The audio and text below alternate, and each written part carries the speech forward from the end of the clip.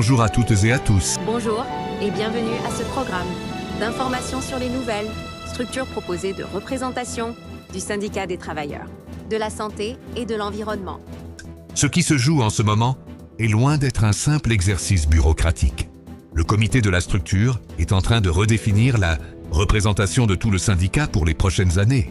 Ces choix vont déterminer combien de voix chaque région aura, combien de soutien les sections locales recevront et jusqu'à quel point les réalités des membres seront respectées ou ignorées.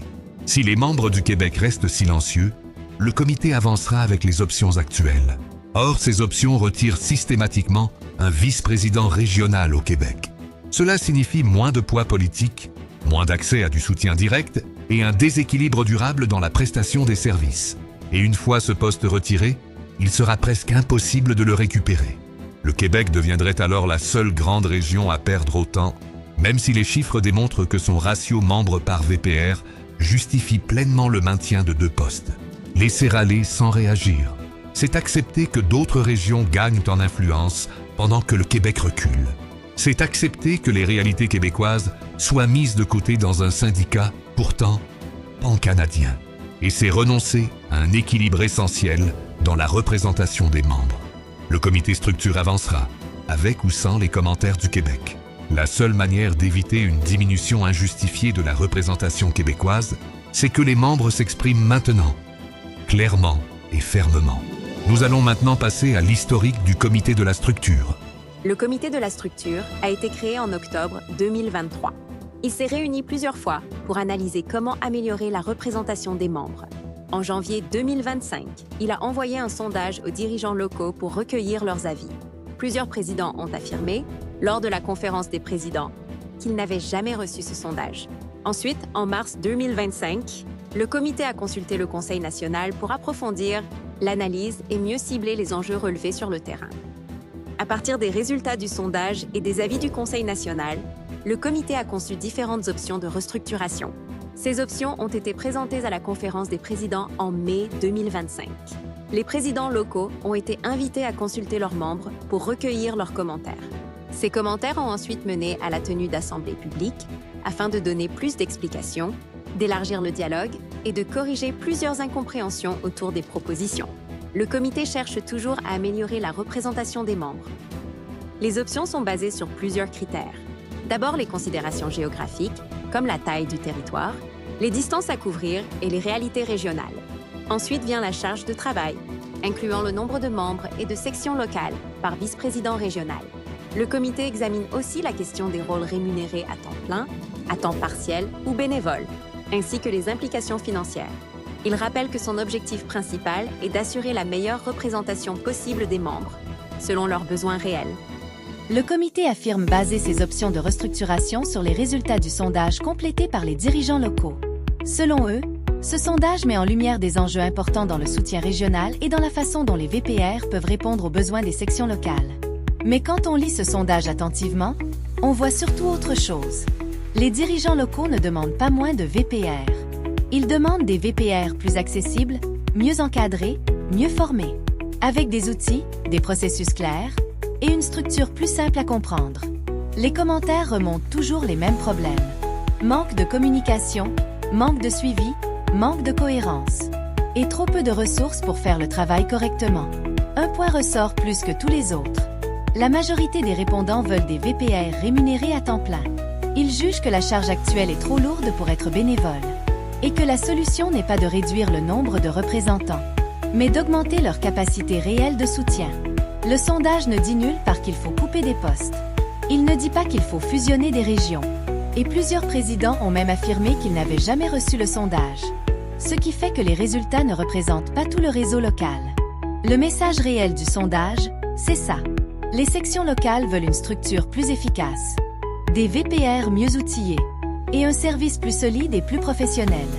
Pas une réduction de la représentation. Maintenant qu'on sait ce que les dirigeants locaux ont vraiment dit, on peut analyser les options proposées et voir si elles respectent réellement leurs besoins. Nous allons maintenant analyser en détail chacune des options proposées par le comité de la structure. À l'écran, vous verrez défiler les tableaux Excel montrant, pour chaque option, la structure actuelle et la structure proposée. La première option, l'option 1, correspond au statu quo. Elle présente la structure telle qu'elle existe actuellement, 2 vice-présidents régionaux pour le Québec, 2 pour la NCR et une répartition globale déjà connue. Cette option sert de point de référence pour évaluer toutes les autres. Elle démontre clairement la structure actuelle qui a permis jusqu'ici de soutenir efficacement les sections locales de chaque région. En passant à l'option 2A, un premier changement majeur apparaît. Plusieurs régions conservent une représentation similaire à celle du statu quo, mais le Québec passe immédiatement de 2 VPR à un seul. Cette réduction ne s'appuie sur aucune variation notable dans les données affichées. Le nombre de membres, les sections locales et le territoire demeurent comparables au statu quo, mais la représentation québécoise est amputée de moitié. Lorsque nous examinons l'option 2B, la logique reste pratiquement identique. Certaines régions ajustent légèrement leur représentation, mais le Québec est de nouveau réduit à un VPR. Les tableaux montrent pourtant que le volume de membres et la répartition géographique du Québec ne justifient pas une telle diminution, surtout quand on compare sa charge à celle d'autres régions qui ne perdent aucun poste. En poursuivant avec l'option 3A, les modifications deviennent plus importantes pour certaines régions. Ici, la NCR voit sa représentation augmenter, passant de 2 à 4 VPR. Cette hausse reflète une volonté d'adapter la structure à une concentration élevée de membres. Malgré cela, le Québec, qui affiche lui aussi un territoire vaste et une charge importante, ne retrouve pas son 2e VPR. La réduction demeure systématique, même dans un scénario où d'autres régions voient leur représentation augmenter. Avec l'option 3B, la configuration interne évolue encore une fois, mais le résultat demeure le même pour le Québec. Les autres régions ajustent leur structure pour mieux refléter leur volume de membres ou leurs réalités opérationnelles, mais le Québec reste la seule grande région où la réduction à un seul VPR est maintenue malgré des indicateurs favorables au maintien de 2 représentants. Dans l'option 4, la structure est encore redistribuée entre les régions. Certaines d'entre elles voient leur nombre de VPR rééquilibré ou maintenu, en fonction de leur volume de membres ou de leur territoire. Pourtant, malgré cette nouvelle répartition, le Québec ne récupère toujours pas son 2e vice-président régional. La réduction initiale opérée par rapport au statu quo est maintenue. Enfin, l'option 5 propose une configuration additionnelle, avec une autre façon de redistribuer les VPR entre les régions. Certaines régions voient leurs limites redessinées ou leurs responsabilités regroupées différemment. Mais encore une fois, un élément ne change pas.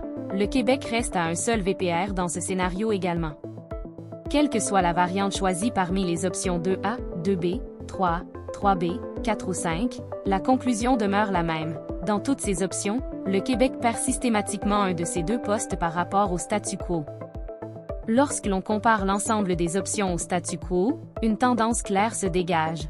Le Québec et l'Ontario sont les seules grandes régions à subir une réduction de représentation dans chaque scénario proposé, alors que les données sur les membres, la géographie et la charge de travail démontrent qu'il aurait pleinement besoin de conserver ses 2 vice-présidents régionaux. Cette constante n'est pas un détail, mais un choix structurel qui aura des conséquences directes sur la capacité du Québec à représenter et soutenir efficacement ses sections locales. Selon leurs besoins réels.